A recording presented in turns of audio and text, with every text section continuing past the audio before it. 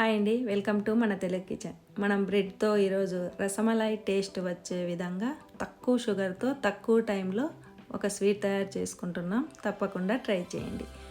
ముందుగా ఒక 10 pieces edges cut చేసి ఇలా ట్రయాంగిల్ షేప్లో కట్ చేసుకొని డీప్ ఫ్రై చేసుకున్నాం. తర్వాత ఆ పీసెస్ని పావు లీటర్ పాలల్లో 100 గ్రామ్ షుగర్ వేసి బాగా మరిగిన పాలల్లో అవి డిప్ చేసి అలా బౌల్లో పెట్టుకున్నాం.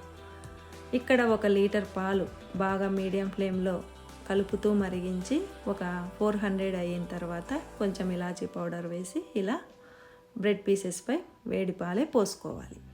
తర్వాత మనము 1 స్పూన్ నెయ్యిలో రోస్ట్ చేసుకున్న పిస్తా, ఆల్మండ్, క్యాషూ పీసెస్ని ఇలా పైన గార్నిష్ చేసుకొని దీన్ని ఒక 2-3 అవర్స్ ఫ్రిడ్జ్లో పెట్టుకొని ఆ తర్వాత సర్వ్ చేసుకుంటే ఎంతో టేస్టీ బ్రెడ్ స్వీట్ తయారవుతుంది.